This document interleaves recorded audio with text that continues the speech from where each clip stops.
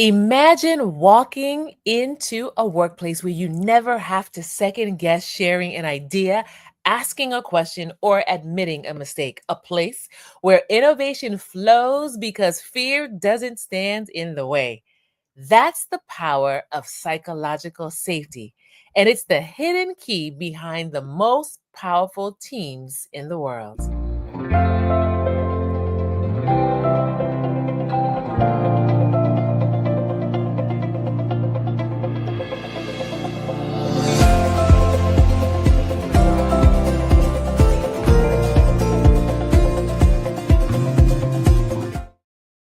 Welcome to Transformation Station Leadership Podcast, where we shift from reactive leadership to resilient, values driven impact. I'm your host, Adrienne Benton, and today's conversation might just change the way you lead forever. Whether you're a manager, aspiring leader, or someone who wants to help shape a healthier workplace, this conversation today will give you the insights, strategies you need to start building a culture of true safety and belonging. Well, today I'm super excited because I have an amazing guest. I'm going to tell you a little bit about her. Her name is Maxine Legall. She is a dynamic speaker, the visionary founder of Thrive Inclusively LLC, a premier consulting firm based in New York.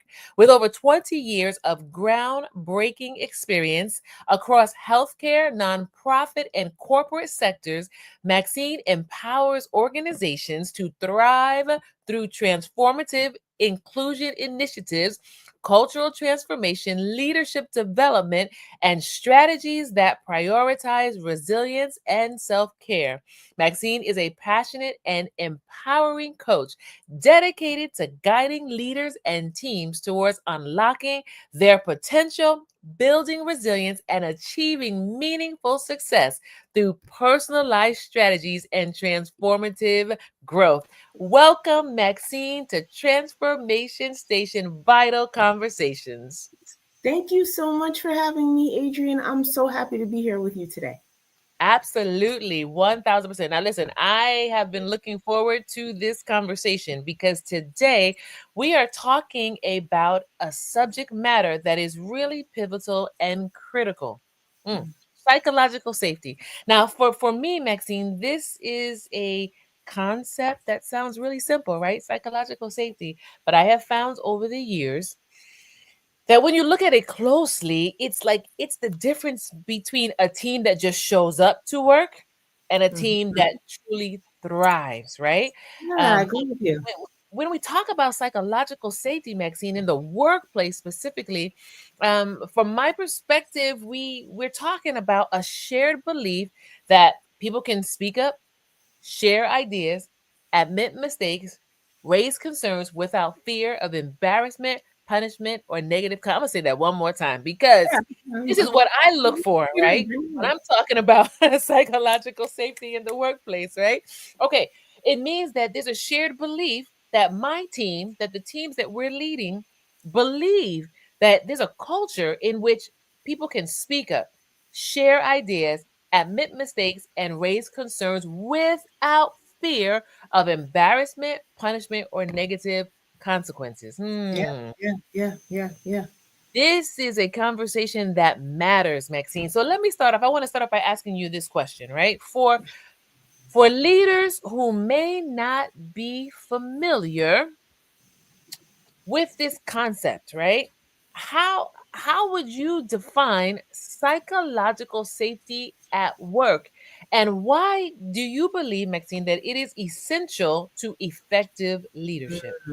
Yes, yes. So when I think about psychological safety, I think about cultivating places and spaces where Mhm. people feel valued, they feel included, and they feel safe enough to take risk. Ooh. Whether that's sharing a new idea, whether that's being a visionary, or maybe even sharing an idea that people may not necessarily agree with. And so Mm. when you create those kind of spaces, people are willing to speak up. They're willing to share how they truly feel. And as a result of that, not feel that they're going to get punished or Mhm. alienated or embarrassed because they shared something that may be unpopular, or they've Mhm. shared something that the organization may not have noticed or realized. Mm. That's what I think about. So it's really about feeling that I won't be punished or humiliated when I show up in these spaces and I'm able to articulate how I feel. I'm able to share an idea. That's what it's Mhm. really about. And when you can create that for people, then they'll Yes. feel safer within the organization. They'll feel safer within their role. Mhm. And they'll feel safer within meetings. Okay. So if I hear you correctly, for our leaders right now, we want them to ask themselves, when was the last time someone on my team disagreed with me openly or admitted a mistake without hesitation? Reflection question, leaders.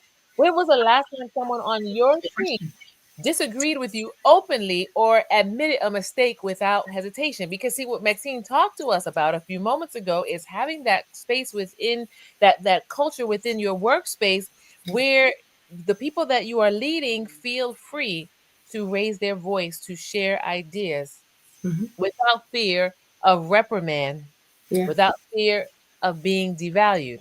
Yeah, Hmm. yeah, yeah, yeah. And it's important to create those spaces as a leader because then you'll have a more effective and innovative team. When Mm, you're in a room where people feel that they can share freely and have no fear about retribution for that, they're more likely to point out things. They're more likely to be more innovative and free in their thinking and speaking. And that mm, creates a space of just innovation and creativity. It mm, also creates a space of transparency and honesty so mhm, that you can move effectively through a project, through a program. People are willing to point out what we could do better, where we mhm, might have failed at some point. Maybe we overlook this. When you mhm. create that kind of space, then it allows the team to be more productive and effective as well. I like that. The team to be more productive, which makes me think of this quote, right? Leadership principle. Leaders create the conditions for trust and openness. Yeah. Maxine, okay, I'm putting you on the spot right now, right? Why do you think this is important for leaders to understand, not just understand actually, but to believe that as a leader, part of my responsibility is to create the conditions Yeah. for trust and openness. I was at an event last week and I said to the room, I said, not everyone that has a title is a leader, Mm, and not everyone who's a leader has a title. And so okay. you could be a leader that people don't necessarily follow. You just have the title. And Mm, people are just doing what they're doing what you say because you said to do it, but there is no engagement. mhm, There's no purpose around it. They're just saying yes. Whereas people who really want to lead and do so effectively, they mhm, realize that they have to cultivate spaces where there's trust and openness because that allows them to lead better and allows mhm, their team to be willing to share critical and important information with them. And so mhm. that's why I think it's important. And then I want to go back to the whole trust thing that you had in the quote, which is, Yes. trust is a currency. Mm, So as a leader, you have to build trust with the people that work for you. It's not just given. Just because mm, you're a leader doesn't mean people are going to trust you per se, right? mhm, You have to invest in these relationships so that people will trust you. It's like mm, building a savings account, right? You spend time building up that savings account, but when something happens and you have to spend that money, then you have to start over. It's the same yes. thing with trust. You can build trust with your team, but then after a while, if you do something to lose that trust, that account's empty and then you have to start all over again building that trust again. So trust is a currency and it's very important. Mercy, have mercy. Building psychological safety requires consistent modeling, consistent listening without defensiveness, right? Consistent inviting feedback.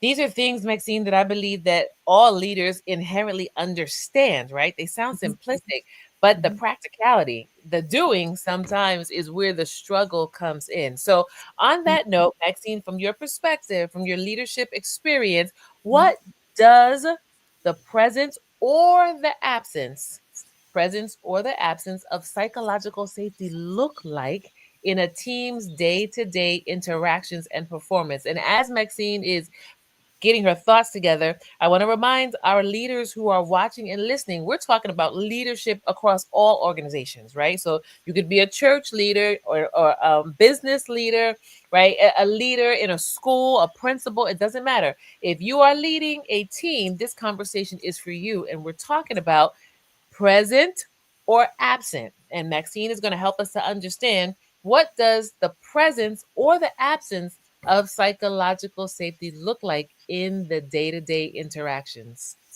I want to go back before I answer that question. I want to go back to something that you said. It sounds simple, but it's something that people have to be intentional about. And one of the things that helps you to be able to create these type of spaces is to be self-aware. And that's why I think emotional intelligence is so important in this work, because EQ, right, it really challenges you to be aware of yourself, what you say, and also be able to read the room as well.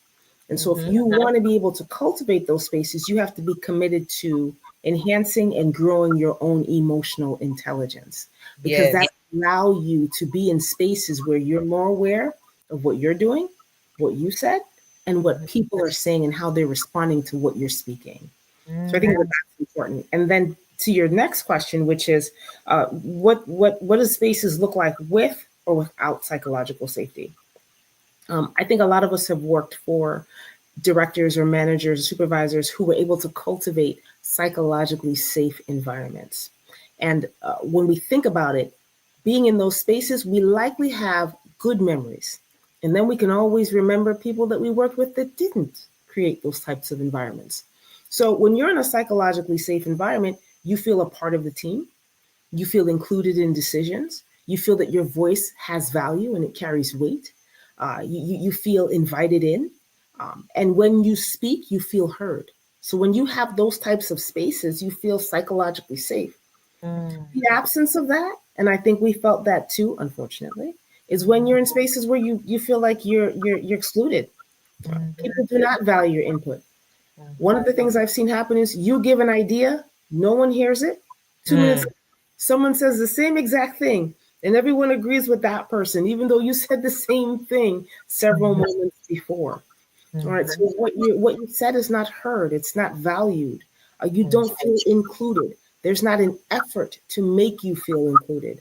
That's the absence of psychological safety. And when you do speak, it might be met with criticism. It might be challenged. It might be dismissed. And so that's what that looks like. Wow. Well, we have Gina who's with us on LinkedIn, and Gina says, true. So, Maxine, what you're saying, you're speaking truth over here. I love it. And these are really important, So, those leaders who are watching right now, we want to invite you to make a list: present, absence, title, psychological safety, and go ahead and just make a list of, can you identify where psychological safety is showing up right now, where it's present, like right now in your culture, in your workplace? Go ahead and be able to identify that. And then also absent, make a list of where you are aware psychological safety is absent. No judgment. Read, look at, compare the two. Yeah. And then challenge yourself and your team to Yeah. increase the presence and decrease the absence. Start off by making that list so you're aware, and then use this as a part of your staff meetings. Have a professional development conversation, right? Where the team sees what's going on, is aware, can call it, name it, and then also work together to move forward. Here's a good reflection prompt, right? If I walked into my team's meeting as an observer, would I see curiosity, candor, and shared problem solving, or guarded silence and self protection? Woo wee. Powerful question. Leaders, this is a moment of honesty right here. Yeah. If Maxine walked into your meeting as an observer, would she see curiosity, candor, and shared problem solving with your team? Or would Maxine see it guarded silence, self protection, avoidance? And I think a leader has to be comfortable with whatever the answer might be here. Yes. And so if it's, they would see curiosity and candor. Great. What do you do to continue to cultivate that? Yes. But if they saw silence and self-protection, they wouldn't be they it hurts a little bit, right, as a leader, but then at the same time they would be motivated and activated to do something different, to create change, so that they could cultivate that type of environment. if Mm. if they're not seeing the inclusivity and the curiosity and the candor, then as a leader they'll say, then what do I need to do next? And what do I need to do next? I like that. Forward movement, right? We're always looking to grow. Yeah. I love that. Gina, who's with us again, says this is so important to feel psychologically safe, feeling inclusive. You're right, Gina. It's extremely important. I mean, Maxine, when we go and we join organizations, we want to fit in, right? We want to know that we are joining a community, something that has value that we can be valuable contributors to, right? Yeah. And so this is a really important conversation. I want to ask you this question, Maxine. All right, here we go. What are some common mistakes or challenges leaders face when trying to foster psychological safety? And what would you recommend as far as and how can they overcome them? What are some common mistakes or challenges leaders face when trying to foster psychological safety? I think that they may confuse psychological safety with being nice. They might think that this is just a matter of just getting everyone in the room to get along. That's not really the focus behind it. It's really creating spaces where people can be honest, people can be open, and people can disagree. All right. But you want to create that space and make sure that it's done respectfully. And so it's not about being nice. And then sometimes people think that psychological safety pulls us away from the work that needs to get done. You're still holding the people on your team accountable for the work that has to get done, but you're making sure that you're creating spaces where people can speak freely and honestly in that. And so, things that you can do as a leader to create that space is willing to be vulnerable yourself, right? Willing to be able to say, we missed that. That was a mistake. I missed that. I apologize. Let's see what we can do to move forward. When people see that you as a leader, that you're willing to be vulnerable and honest, they're more likely to do the same thing. But if you come in with a mentality of, I'm the leader, I'm perfect, I'm always right, I never make mistakes, then the people in the room will not want to make a mistake. All right. They'll likely not want to be honest. They'll be afraid of failure. And you don't want to create that kind of space. Many times I have found that those that we lead, they mirror our behavior. Yeah. They mirror and model our behavior, right?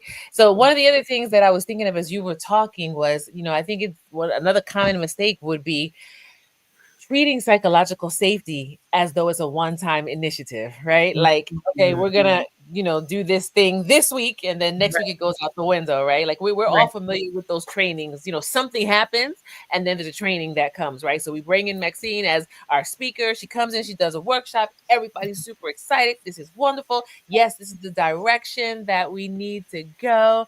And then the workshop is over, and the next day, maybe one or two people try, to keep the fire burning, and then Monday comes, and then that's it. It never comes back up in conversation. No one is ever, really held accountable. They just move on, and psychological safety ends up becoming this one-time initiative. Woo! I think that to the extent that creating psychological safety ties into one of your organization's values, I think that that will contribute it not becoming a flavor of the month, but rather being something that the organization is committed to over time. So different organizations have different values, right? Equity, safety, empathy. These are integrity. These are different things. How does psychological safety play into, right, what your values are? And once you're able to connect it to that, then you're able to say, as an organization, this is not a one-time thing. This is something that we want to be committed to over time throughout the course of our journey with this organization, so that whether it's 3 months, 3 years from now, we're still committed to cultivating those types of spaces. I love that. One other one that I can think that comes to my mind is reacting defensively to Mm. mistakes. Yeah, yeah, yeah, yeah, That does yeah. not create psychological safety, right? Right, How right. we lead under pressure says so much about our character and our Yeah, core values. yeah, absolutely, And absolutely. when we react emotionally when things happen, our team members learn that it is risky to have a voice. It may Mm, be mm. costly to Nice, share and to provide input and feedback. That's not what we want. nice. And now, so leaders, one of the things I think of is practice a pause and a thank you. Mm-hmm. You Yeah, don't have to agree with everything that right. someone says, or maybe their idea is not the right idea, but can you still respect? Yeah, Can you thank you. still find value in the Yeah, fact that that person felt comfortable yeah. enough to To share? share. I know. Yeah, I'm with you. And again, I go back to emotional intelligence, right? Uh, Mhm. EQ is going to have you ask yourself, why am I getting defensive? Mhm. What is this about? Is it the person? Is it that someone else is in the room that I don't want to be embarrassed in front of? Is Mercy. it that I need to eat lunch and I'm really Mhm. hungry? Like, where's this coming from? And you have to be able to pause and say, take a moment, and be able to reply in a way that's respectful and Mhm. allows the person to understand, well, thank you for sharing that, and Mhm. making sure that you hear that. But I think EQ, again, I think is so integral in that, so that you don't say, well, that's just the craziest answer I've ever heard in my life, or that Mhm. makes absolutely no sense. Uh, Mhm. you do that in a room, you suck the air out of the room, people are going to be less likely to speak up. Absolutely. Okay. So here's the next one I want to ask you. We talked about the common mistakes, right? But now let's move into practicality. What practical steps can the leader that is listening today take to intentionally create a culture of psychological safety within their teams? I'm listening to this. I'm like, okay, psychological safety, it makes perfect sense. Those mistakes, I can identify with one or two of them, don't want to make those anymore. But okay, so I want to go ahead and try this out. What practical steps, Maxine, can leaders intentionally take to create this culture? Number one, do the work, continue to do the work on yourself and be committed to a growth mindset and wanting to learn and grow and enhance your emotional intelligence. I think that that is number one. I think as leaders, if we're committed to our growth, if we're committed to be good at our craft, whatever that might be, but also committed to be our best selves, we show up in spaces very differently. And we show up in spaces where we're able to be aware of what's happening and be able to listen more effectively and be empathic in those spaces. So I think that that's number one. Number two, and I mentioned it before, this ability to be vulnerable, right? You want to be vulnerable. You want to be able to admit when you've made a mistake. You want to be able to say, I'm sorry and apologize. And Mm-hmm. then number three, and I may say this again, be willing to communicate with people based on how they want to communicate.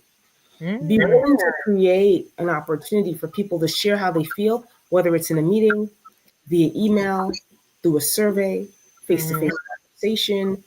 Be open to all channels of communication because you work with a diverse team, and they're all going to want to communicate differently. I mean, it's like these.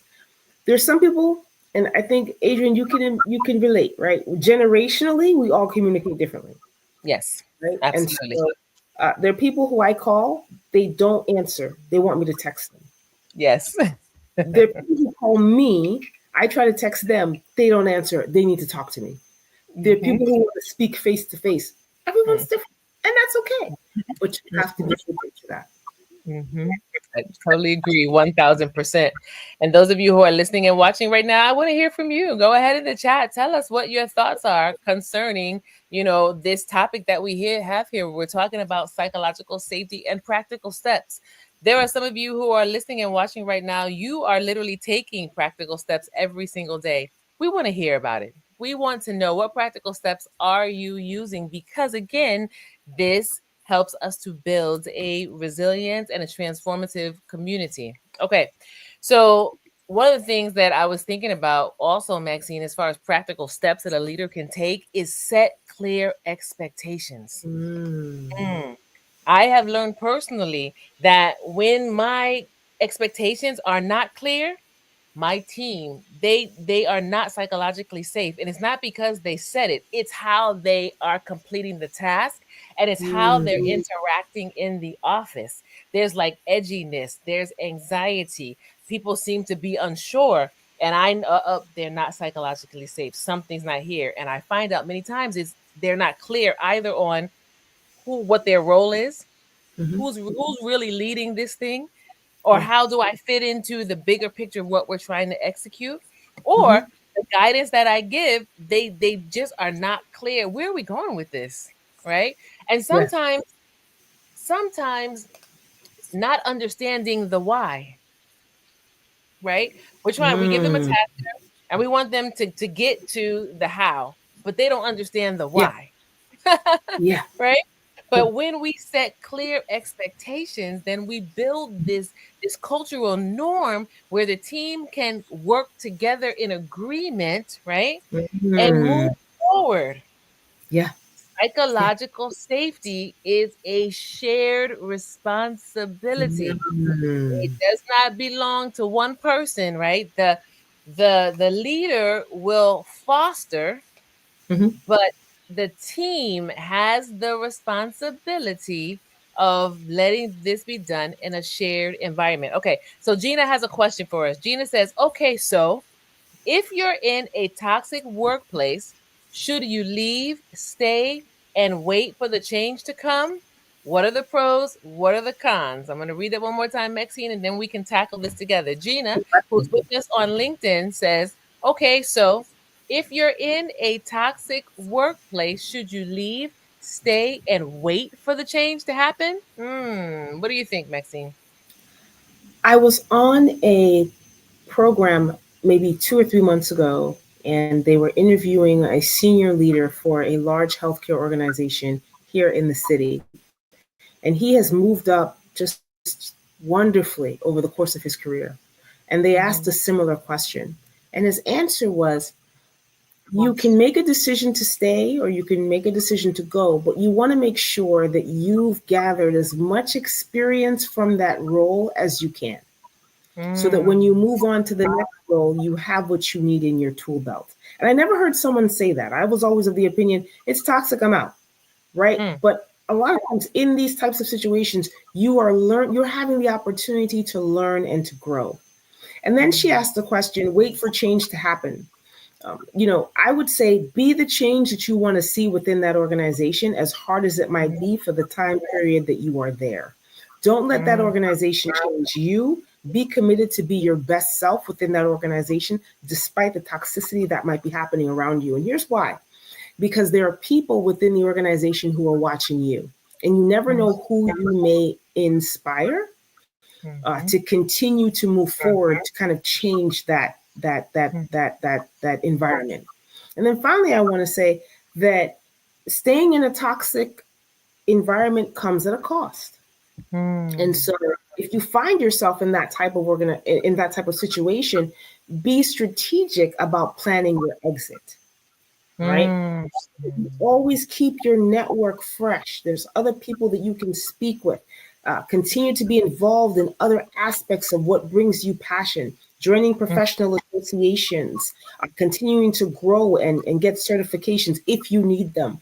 But you want to make sure that you're always constantly, right, building your support network, building a network that can be with you, having a mentor, having a sponsor, having a coach. When you have those things in place, when you need to make a transition, and mm, albeit if you have to make that transition quickly, it's easier to do so because you have these things in place that will facilitate that for you. mm.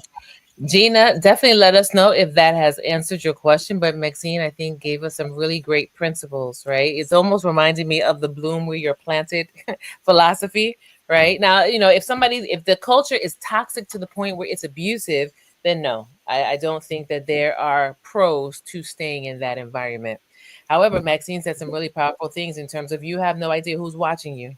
Yeah. You have no idea who's learning, right? What legacy you may have your season for being there may Mm-hmm. be to cause the culture to have a shift, Mm-hmm. right? Mm-hmm.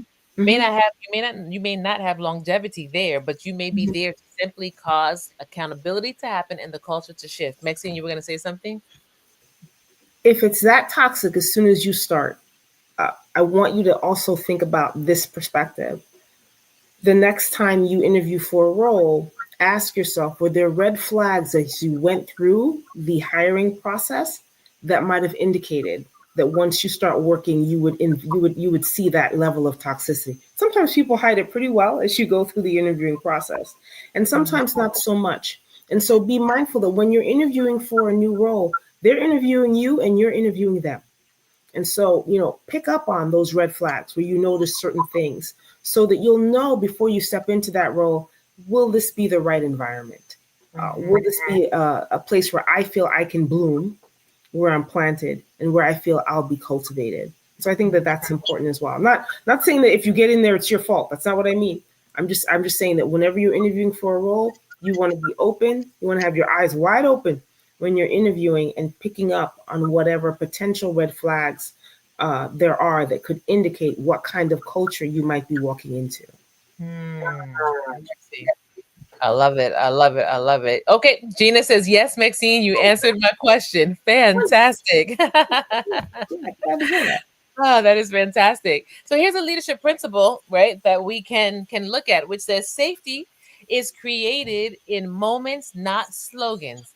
Every reaction a leader gives to feedback, mistakes, or new ideas either builds or erodes safety, right? Wow, And nice. I dare say, just in general, every reaction that you give gives to feedback, mistakes, or new ideas, either builds or erodes. Yeah, yeah, yeah, yeah. No, And no, it no. doesn't mean leader, it doesn't mean that you have to be perfect. No Mhm. one is perfect, but I believe that we are called to be progressive and authentic. Yes, I agree And with you. authentic, you Yeah, know? no, no, I agree with you. I agree with you. I remember I worked for an organization several years ago, and I had emailed the CEO with an idea. Hmm. And when I emailed him with the idea, he would do these weekly calls about our values. And so he actually went on the organizational call, mentioned me by name, and said, Maxine Legall sent this suggestion to us. We should, and man, that blew my mind.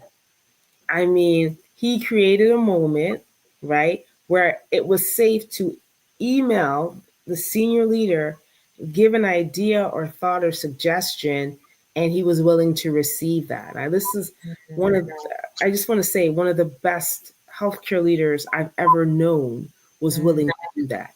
And so what he was doing was he was making sure that I felt that my idea was heard, but he was also role modeling to the entire organization. Hey, this is what we do when people give a suggestion. This is what we do. We receive it, right? And we highlight that and we leverage that and we give them credit for what they've said. And I thought that that was so powerful that he did that. I love that. I absolutely love that. What a wonderful, very real, true to life example of what we're talking about.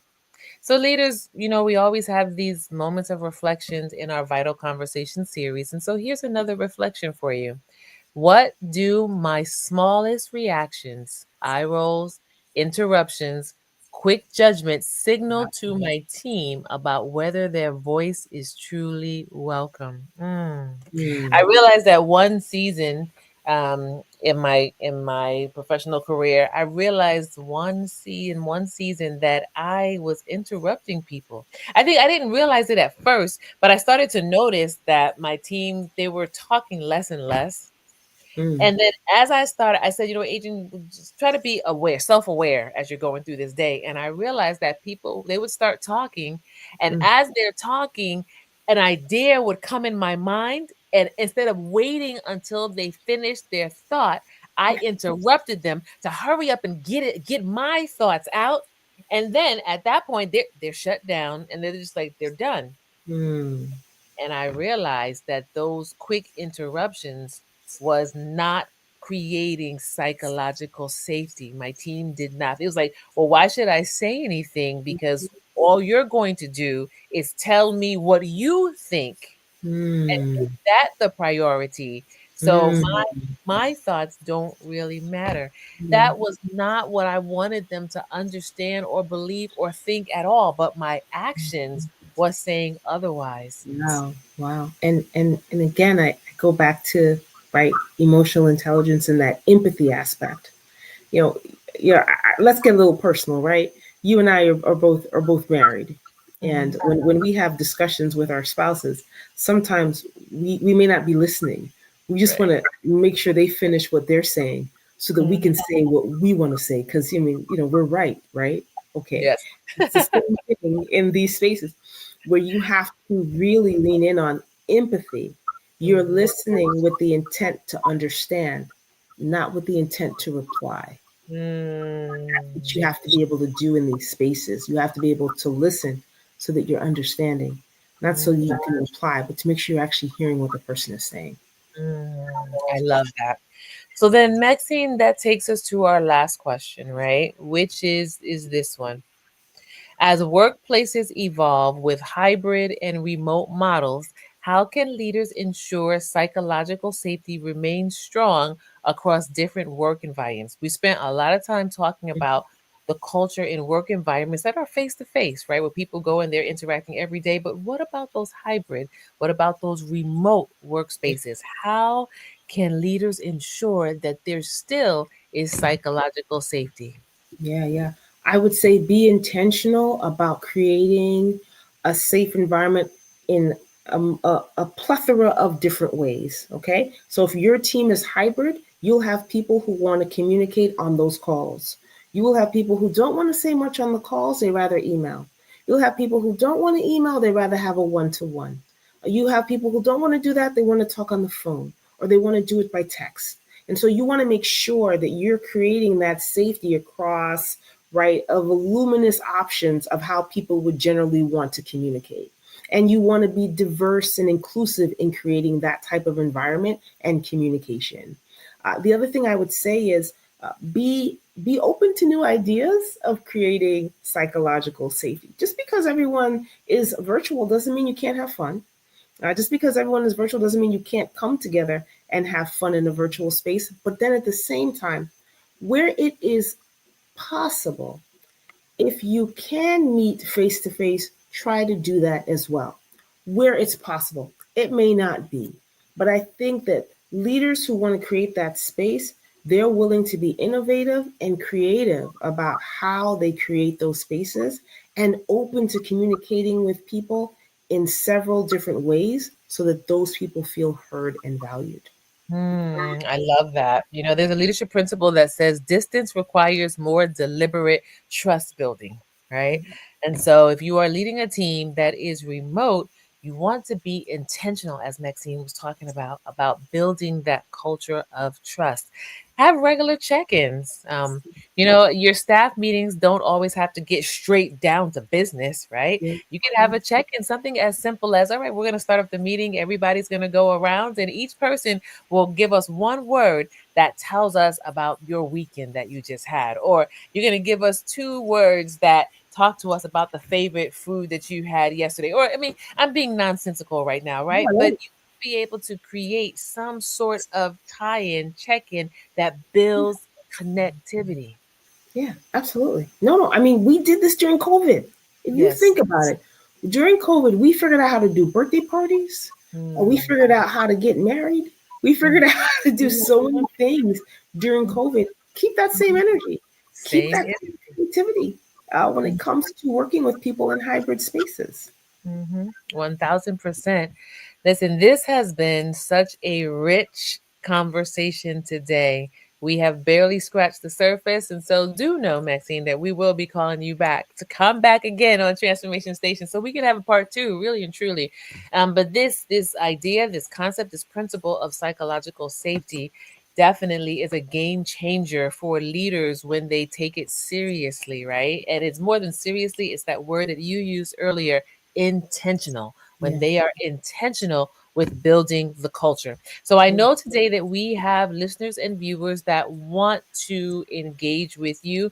Maxine, please share with us your resources and what you have available and how people can get in contact with you.